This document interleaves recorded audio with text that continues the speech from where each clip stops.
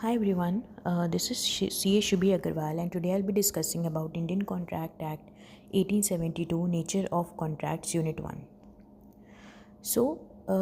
This Indian Contract Act is divided into several units in your foundation syllabus and we'll be covering these units one by one. Now, this is the foundation level paper, and in this business law is the basic law which comes in the foundation level. Now, since I am making this video for foundation students, other people also who want to study Indian Contract Act, they can also refer this video.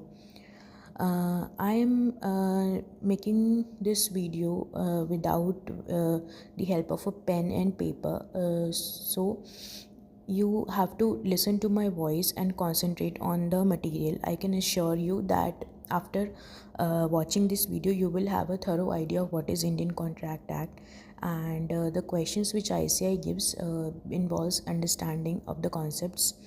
So let's start. So basically I'll be covering this unit 1 in this video. So contract. So unit overview, let us see that. Contract, in this we'll be discussing the elements of the contract, the essentials of the valid contract, types of contract. Okay, now we'll see the further things later. Now before going into the details, we have to see the brief history about it. So contract law before Indian contract act 1872 क्या था, ये act बनने की ज़रूरत क्यों पड़ी और ये एक्ट बनने से पहले कॉन्ट्रैक्ट का क्या मतलब होता था. तो एक ब्रीफ हिस्ट्री होगी हम देखेंगे, जिससे हमें थोड़ा पता लग जाएगा कि what was the need for this contract act to come into force. ठीक है, तो इसको हम रीड करते हैं. आपके मटेरियल से ही मोस्टली आता है, तो मटेरियल भी सफिशिएंट होगा अगर आप इसको प्रॉपरली अंडरस्टैंड करके पढ़ेंगे तो. Okay, so to understand the contract law before the Indian Contract Act 1872, we should understand the journey of the contract law during different time periods. So in the ancient and medieval time, there was no specific law of contracts. For this purpose, generally different sources of Hindu law like Vedas, Dharmashastras, Samritis, Stutis, etc. were referred, which give a vivid description of the law similar to contracts in those times. During the period of Mauryas, contracts were in the form of bilateral transactions, which were based on free consent of all in terms of conditions involved. Basically, इसमें से कुछ आता नहीं है जो history है, but you should know for the better understanding purpose. फिर Mughal rule आया. मुगल रूल के दौरान contracts were governed by Mohammedan law of contract. In this law, the Arabic word AQD is known for contract, which means conjunction. In the same way, the word ijab was used for proposal and Kabul was used for acceptance. So this was according to the Mohammedan law. The formation of contract according to Islamic law does not require any kind of formality. The only requirement is to express consent of both parties on the same thing or in the same sense. So this was the Islamic law. जो Hindu law है वो basically is different from that of the English law. Hindu law is actually the compilation of numerous customs and works of Smikartans who interpreted and analyzed Vedas to develop the various aspects of Hindu laws. According to the Hindu law, minor, intoxicated person, old man or handicapped cannot enter into a valid contract. According to Narada's Samriti, someone of age up to 8 years is considered as an infant. Age from 18 to 16 is considered as boyhood, and after 16 years a person is competent to enter into contract. So this was according to the Hindu law. अब British period में क्या हुआ? Before the advent of the Indian Contract Act, the English law was applied to the presidency towns of Madras, Bombay and Calcutta under the Charter of 1726 issued by King George to East India Company. If one of the parties of the contract is from either of the religion and the other is from other religion, then the law of defendant is to be used.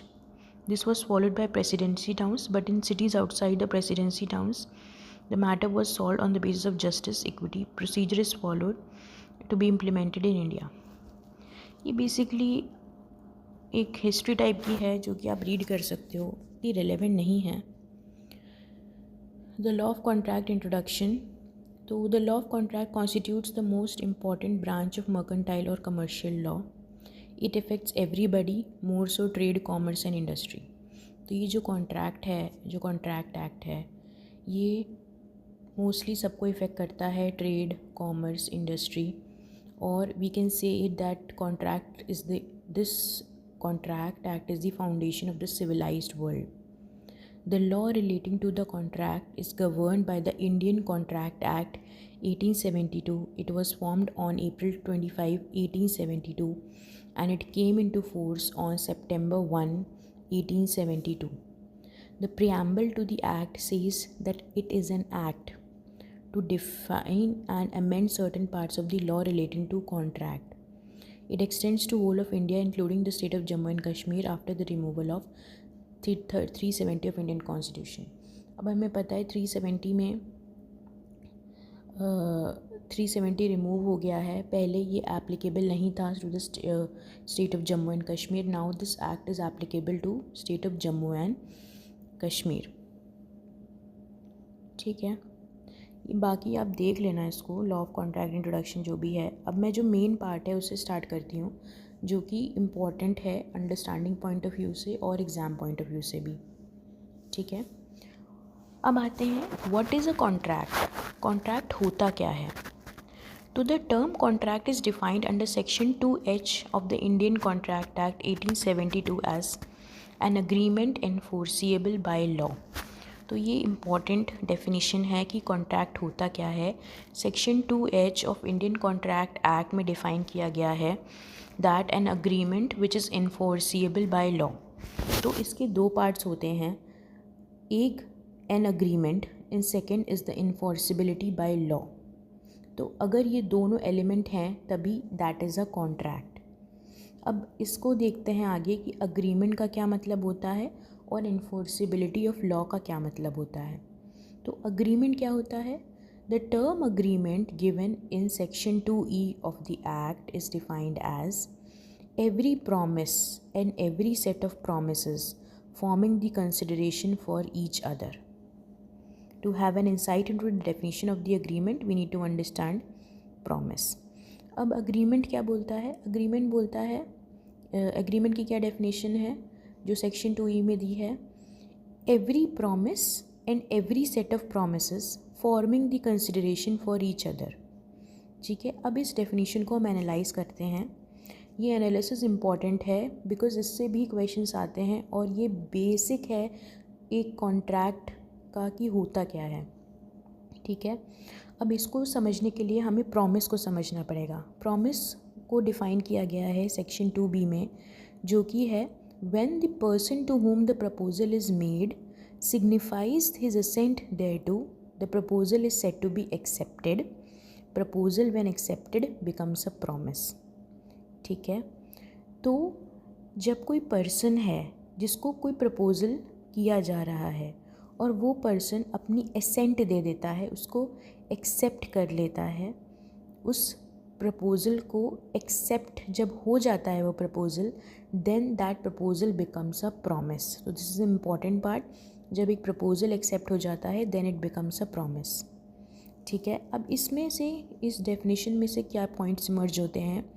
When the person to whom the proposal is made signifies his assent on that proposal which is made to him, the proposal becomes accepted. Accepted proposal becomes promise. ठीक है, तो जब एक proposal एक person को किया जाता है और वो प्रपोज़ल एक्सेप्ट हो जाता है, then it becomes a promise. Thus we can say that an agreement is the result of proposal made by one party to another party and the other party gives his acceptance thereto of the course of mutual consideration. तो agreement क्या होता है, offer proposal होना चाहिए plus acceptance plus consideration.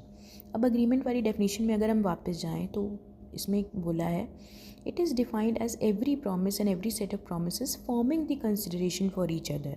अब इसमें consideration भी involve है. ठीक है, तो ये 3 एलिमेंट्स होने चाहिए for an agreement to be there. Offer and proposal, second is acceptance and third is consideration. Second element आ जाता है कॉन्ट्रैक्ट का enforceability by law, which is an important term. An agreement to become a contract must give rise to a legal obligation which means a duly enforceable by law. अगर कोई agreement है वो कहीं उसकी इन्फोर्सिबिलिटी नहीं है courts में, वो लीगली इन्फोर्सिबल नहीं है, then it is not a contract, it is mere agreement. तो जब अग्रीमेंट के साथ इन्फोर्सिबिलिटी बाय लॉ जुड़ जाता है then only it becomes a contract. Okay, so on elaborating the above two concepts, it is obvious that contract comprises of an agreement which is a promise or set of reciprocal promises.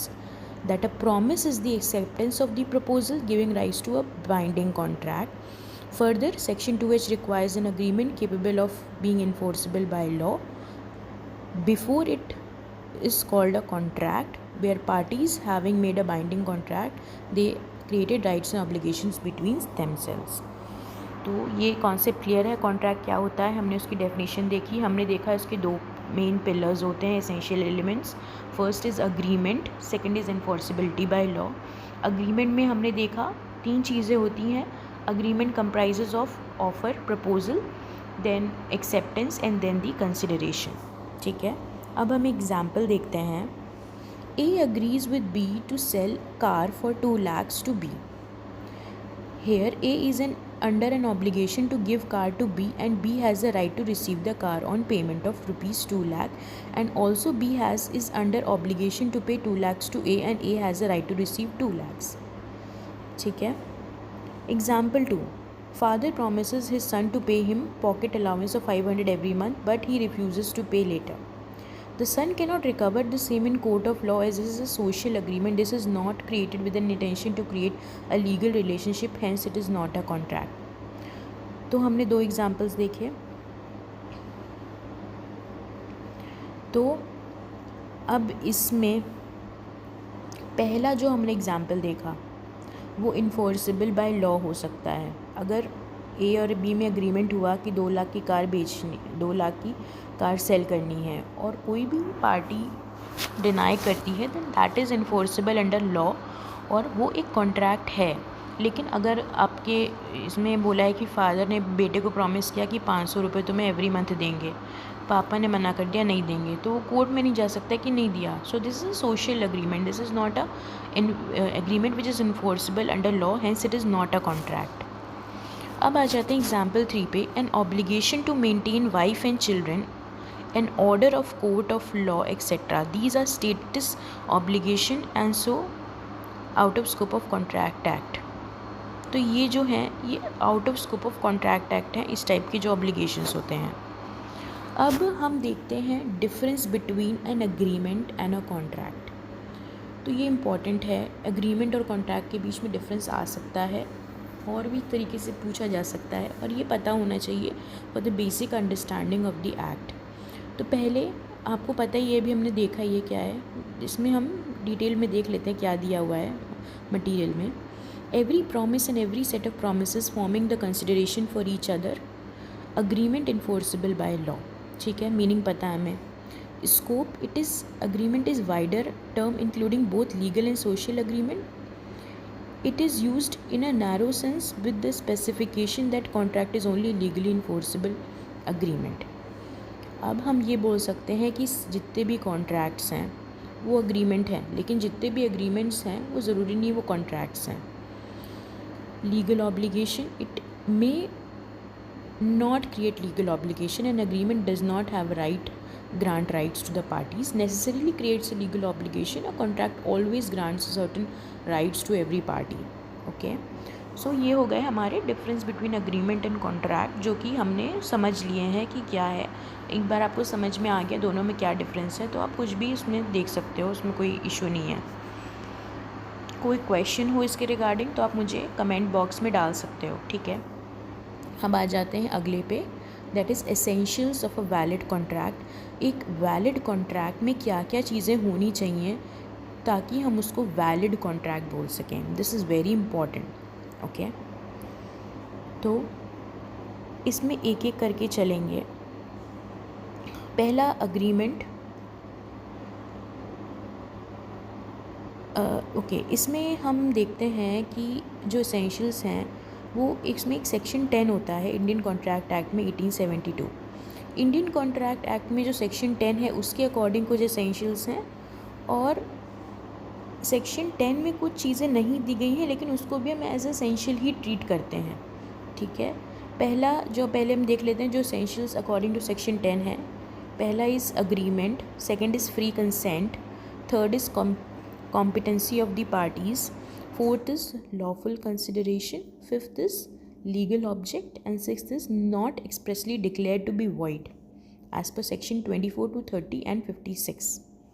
Okay, not given by section 10 but are also considered essential to parties intention to create legal relationship, fulfillment of legal formality, certainty of meaning, possibility of performance. अब ये हर एक term की meaning है और इस हर एक term को हम डिस्कस करेंगे एग्जाम्पल्स के साथ, बिकॉज़ ये जो भी चीज़ें हैं वो डीप में हम जाएंगे तब हमें पता चलेगा कि ये एक्चुअली में क्या है। ठीक है, तो in terms of section 10 of the act, all agreements are contract if they are made by the free consent of the parties competent to the contract for a lawful consideration with a lawful object and are not expressly declare to be void. अब जो section 10 में दिया गया है definition, वो ये दिया गया है कि ऑल अग्रीमेंट्स आर कॉन्ट्रैक्ट्स, सारे अग्रीमेंट्स कॉन्ट्रैक्ट हैं अगर they are made by the free consent of the parties, वो free consent of the parties से गवर्न होते हैं। इसमें टर्म्स देखो आप, फ्री कंसेंट होनी चाहिए, parties competent to the contract, competency की इसमें बात की गई है, for a lawful consideration, consideration की बात की गई है with a lawful object and not expressly declare to be void. अब हम इसको डिटेल में जब पढ़ेंगे तब आपको इनकी मीनिंग समझ आएगी। ठीक है, अभी section 10 is not complete and exhaustive, so there are certain other sections which also contain requirements for an agreement to be enforceable. Thus, in order to create a valid contract, the following elements should be present. Okay, so first is two parties. One cannot contract with himself. A contract involves at least two parties, one party making the offer and the other party accepting the offer. तो दो party होनी चाहिए, खुद से कोई अपनी contract नहीं कर सकता है। A contract may be made by natural persons and by other persons having legal existence like companies, universities. It is necessary to remember that identity of the parties be ascertainable. ठीक है, अब दो party होनी चाहिए, एक बंदा अपना खुद का सामान नहीं ले सकता है। ठीक है, तो बेसिकली एक बेसिक चीज़ है, दो पार्टीज़ होनी चाहिए, तो ये हमारी नॉन एसेंशियल कंडीशन हो गई, टू पार्टीज़। अब इसमें एक केस है state of Gujarat versus Ramnal SN company. When a dissolution of the partnership, the assets of the firm were divided among the partners. The sales officer wanted to tax this transaction. It was held that it was not a sale. The partners being joint owner of the assets cannot be both buyer and seller. तो ये case था जिसमें जो assets थी firm की वो partners में divide हुई थी, और जो सेल्स टैक्स ऑफिसर था उसको टैक्स करना चाह रहा था, लेकिन उसको सेल नहीं माना गया क्योंकि वो जॉइंट ओनर्स थे और वो खुद की प्रॉपर्टी को बेच खरीद नहीं सकते थे। So this was one of the implication. अब आप देख रहे हो कैसे इस पॉइंट को उनने इस केस में डाल के चीज़ों को बताया। So this is the level of understanding you need for solving the things. Okay, second is parties must intend to create legal obligation. Parties must intend to create legal obligations. अब इसका क्या मतलब हुआ? There must be an intention on the part of the parties to create legal relationship between them. Social और domestic type of agreements are not enforceable in the court of law and hence they do not result to contracts. अब हम इसको ना एक example से देखेंगे। Even these case laws are important, you should remember these case laws. Okay, A husband agreed to pay his wife certain amount as maintenance every month while he was abroad. ठीक है. Husband failed to pay the promised amount. Wife sued him for recovery of the amount. Here in this case, wife could not recover as it was a social agreement and parties did not intend to create any legal relation. Balfour versus Balfour. Okay, so ये हो गया एक case जिसमें legal obligation नहीं आया. अब दूसरा देखते हैं. मिस्टर लेखपाल promises to pay ₹5 lakh to his son if the son passes CA exam. On passing the exam, the son claims the money. Here the son could not recover as it was a social agreement. ये भी social agreement था. अब अभी किसी father ने अपने बेटे को प्रॉमिस कर दिया कि तुम पास करो, तुमको एक कार दिलाएंगे, ये करेंगे, और उन्होंने नहीं दिलाई, तो आप स्यू थोड़ी कर दोगे. सो this is a social agreement. A sold goods to B on a condition that he must pay for amount of goods within 30 days. Here A intended to create a legal relationship with B, hence the same is a contract. On failure by B for making a payment on due date, A can sue him in the court of law. So ये हो गया हमारा legal agreement. तो समझ में आ गया ये point. Intention होना चाहिए लीगल एग्रीमेंट का. कोई भी सोशल एग्रीमेंट उठा के आप कॉन्ट्रैक्ट नहीं बोल सकते हो. Other formalities to be complied with in certain cases. अब ये क्या चीज़ है? अ कॉन्ट्रैक्ट में बी रिटन और spoken. As to legal effect, there is no difference between a written contract and a contract made by word of mouth. But in interest of the parties, the contract must be written. In case of certain contracts, some other formalities have to be complied with to make a agreement legally enforceable. For example, contract of insurance is not valid except in a written contract. Further, in case of certain contracts, registration of contract under the laws which is in force at the time is essential for it to be valid. Example, the case of the immovable property. Thus, where there is a statutory requirement that any contract is to be made in writing or in presence of witness, or any law relating to the registration of the documents must be complied with. अब ये नहीं लिखा है कि written में ही होना चाहिए contract. Oral भी हो सकता है, रिटन भी हो सकता है, लेकिन in the interest of the parties ये बोला जाता है कि रिटन में कॉन्ट्रैक्ट कर लो, इट्स बेटर. और कुछ कॉन्ट्रैक्ट्स ऐसे हैं जो रिटन में ही होते हैं, तभी it is enforceable, otherwise it is not enforceable. Okay, so for example an insurance contract. अब आ जाते हैं फोर्थ एलिमेंट पे, that is certainty of meaning. The agreement must be certain and not वेग और इनडेफिनिट. अग्रीमेंट सर्टेन होना चाहिए, वेग नहीं होना चाहिए.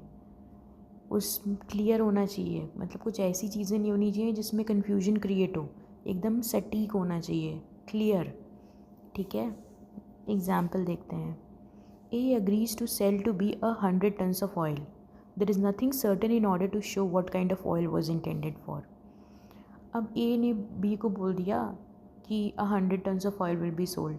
ये नहीं बताया कि किस टाइप का ऑयल है, सर्टेनिटी नहीं है, वेग है. This will not be a contract. XYZ agrees to lease the land to Mr. A for indefinite years. The contract is not valid as the period of the lease is not mentioned. So it has to be certain.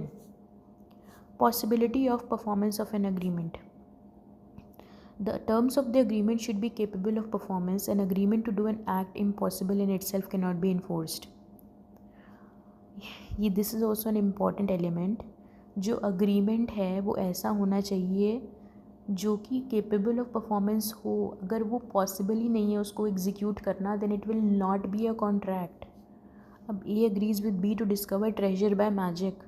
Agreement cannot be enforced. It is not possible to be performed.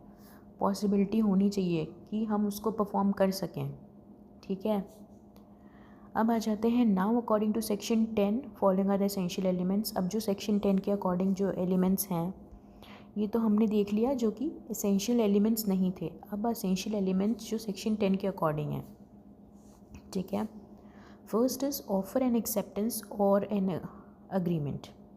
N agreement is the first essential element of a valid contract. According to Section 2E of the Indian Contract Act, every promise and every set of promises Forming consideration for each other is an agreement, and according to section 2b, a proposal when accepted becomes a promise. An agreement is an outcome of offer and acceptance for consideration. ये हम already discuss कर चुके हैं, मैं दोबारा इसको discuss नहीं कर रही हूँ. Okay. Then comes free consent. Two or more persons are said to consent when they agree upon same thing in the same sense. This can also be understood as identity of minds in understanding the terms with consensus ad idem.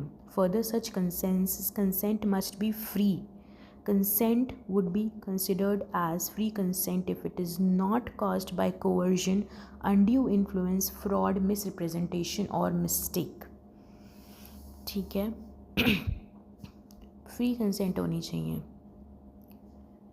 Free consent का मतलब क्या होता है?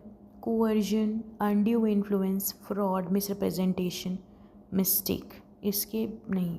अब I don't know कि इनने detail में cover किया है कि नहीं, बट जो इंडियन कॉन्ट्रैक्ट एक्ट है 1872, इसमें coercion, undue influence, fraud, misrepresentation, mistake, इनकी अपनी डेफिनेशंस हैं और उसमें बताया गया है कि कोवर्जन किसको कहा जाता है, अनड्यू इन्फ्लुएंस किसको कहा जाता है, फ्रॉड किसको कहा जाता है, मिसरिप्रेजेंटेशन किसको कहा जाता है और मिस्टेक किसको कहा जाता है. तो हम अभी अपने आप को कंस्ट्रक्ट करेंगे according to the foundation course और आगे अकॉर्डिंग टू एग्जाम्पल समझेंगे चीज़ों को. ठीक है. A who owns 2 cars is selling red car to B. B thinks he is purchasing the black car. There is no consensus ad idem and hence no contract. Consensus नहीं है. ए को के पास 2 cars हैं. बी को लग रहा है कि मैं ब्लैक कार ख़रीद रहा हूँ, ए को लग रहा है मैं रेड कार बेच रहा हूँ. देयर इज़ नो कंसेंसस नहीं है, तो ये कॉन्ट्रैक्ट नहीं हुआ. To determine consensus ad idem the language of the contract should be clearly drafted. Thus, if A says B, will you buy my red car for 3 lakh? B says yes to it. There is said to be consensus at item. That is, the meaning is taken in the same sense by both the parties. Okay. अगला example देखते हैं. A threatened to shoot B if B does not lend him 2 lakh and B agreed to it. Here the agreement is entered into under coercion and is not a valid contract. हाँ, तो इसमें लिखा है students में note that the terms coercion, undue influence, fraud, misrepresentations, mistake are explained in unit 3. तो हम इसको detail में आगे कवर करेंगे. ओके. अभी के लिए आप ये समझ लो कि फ्री कंसेंट होनी चाहिए. कुछ कोअर्जन, कुछ दबाव में आपकी कोई कंसेंट नहीं होगी. अगर कुछ ऐसा आ रहा है तो वो वैलिड कॉन्ट्रैक्ट नहीं है. अगला आ जाते हैं capacity of parties. Capacity to contract means the legal ability of a person to enter into a valid contract. Section 11 of Indian Contract Act specifies that every person is competent to contract who is of the age of majority according to the law to which he is subject, is of sound mind, is otherwise not disqualified from contracting by law to which he is subject. ठीक है. तो capacity मतलब कि जो person है जो contract कर रहा है, he should be capable of coming into that contract. Capability को कैसे इन्होंने डिफ़ाइन किया है? 3 चीज़ों में क्वालिफाई किया है. पहला है refers to the person who is age of majority according to the law to which he is subject. ठीक है. तो लॉ, हमारे लॉ में बोला गया है कि 18 साल का होना चाहिए. 18 साल से अगर नीचे है then he is incompetent to contract. दूसरा है is of sound mind. Sound mind का मतलब he should be in his senses so that he understand the implications of the contract. A lunatic, idiot, drunken person और under the influence of some intoxicant is not suppose to be a person of sound mind. तो sound mind is important. Third चीज़ क्या है? Is not otherwise disqualified from contracting by any law to which he subject. तो qualification C requires that a person entering into contract should not be disqualified by his status in entering into such contracts. Such persons are an alien, enemy, foreign sovereign, convicts, etc. They are disqualified unless fulfill certain formalities required by law. तो disqualification नहीं होना चाहिए. कुछ लोग हैं जो disqualified हैं from entering into contracts, for example alien enemy, foreign Soviets, convicts etcetera. तो अगर उनके साथ कॉन्ट्रैक्ट हो रहा है that is not a valid contract. तो ये हमने देखा कैपेसिटी ऑफ द पार्टीज़। अगला आ जाते हैं consideration. It is referred to as quid pro quo, that is something in return. ये बेसिक एलिमेंट है जो हमने देखा था अग्रीमेंट का, ठीक है। A valuable consideration is the sense of law may consist either in some right, interest, profit और benefit accruing to one party और सम फोरबियरेंस, डेट्रीमेंट, लॉस और responsibility given, suffered or undertaken by the other। अब जो consideration का topic है I think in letter में वो detail में कवर करेंगे। अभी आप इतना समझ लो कि कुछ जो हम देते हैं रिटर्न में उस कॉन्ट्रैक्ट को फुलफ़िल करने के लिए, सिंपल लैंग्वेज में आप वो समझ सकते हो। अब इसमें जो है कई चीज़ें दे रखी हैं जैसे right, interest, profit, benefit accruing, forbearance, detriment, loss, वो हम आगे डिटेल में देख लेंगे, ठीक है। जैसे एग्जाम्पल में A agrees to sell his books to B for ₹100। B's promise to pay ₹100 in consideration for A's promise to sell his books, ठीक है। A's promise to sell his books is consideration for B's promise to pay ₹100। तो B के लिए consideration क्या है, वो जो ₹100 उसको देने हैं, और ए के लिए क्या कंसिडरेशन है, जो बुक उसको देनी है। So this is consideration which is involve in the contract. अगला है lawful consideration and object. The consideration and object of the agreement must be lawful. Lawful होना चाहिए, अगर वो अनलॉफुल है then it will not be considered as a contract, अगर उसमें सारे एलिमेंट्स प्रेजेंट हैं तब भी, ठीक है। Section 23 states that consideration or object is not lawful if it is prohibited by law or it is such as would defeat the provisions of the law. If it is fraudulent or involves injury to the person or property or another or court regards as immoral or opposed to public policy. अगर वो fraudulent है, involves injury to person या फिर court regards as immoral और opposed to public policy, तो वो नहीं consider होगा as a lawful object and consideration. Example से समझते हैं, ज़्यादा इजी होगा। A promises to drop prosecution instituted against B for robbery and B promises to restore the value of the things taken. The agreement is void as it the lawful is object unlawful.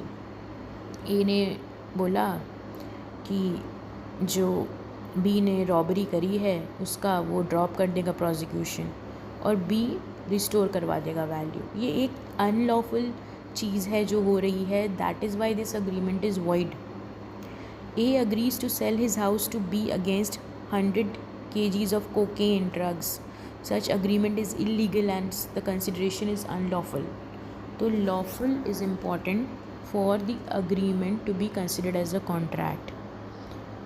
Last, which is the essential elements according to section 10, not expressly declared to be void. The agreement entered into must not be which the law declares to be either illegal or void.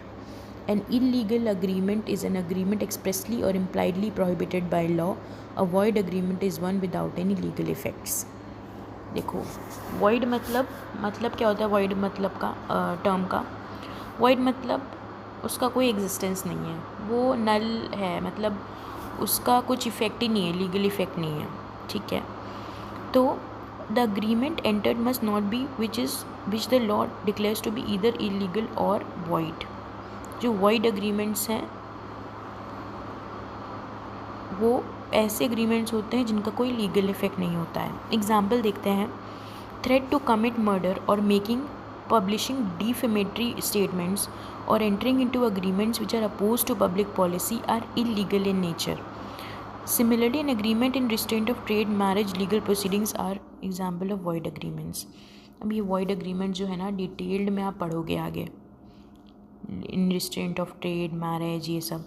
तो अभी हमने क्या cover किया कि एक contracts को contract कहलाने के लिए क्या एसेंशियल एलिमेंट्स होते हैं जो कि सेक्शन 10 में गिवन है, और ऐसे भी हैं जिनको हम कंसिडर करते हैं एसेंशियल बट वो सेक्शन 10 में गिवन नहीं है, ठीक है।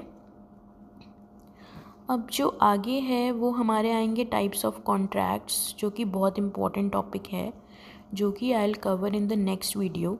अगर आपको ये वीडियो हेल्पफुल लग रहा है और कुछ आपको हेल्प मिल रही है इससे, तो डू लेट मी नो कि मैं इसके फर्दर पार्ट्स बनाऊँ या आपको कुछ और टाइप का वीडियो चाहिए, बिकॉज़ इसमें कुछ भी मैंने फैंसी नहीं यूज़ किया है, is pure content.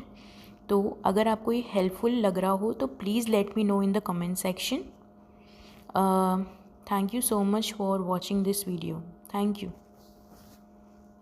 I'll come up with the next video soon. Thank you.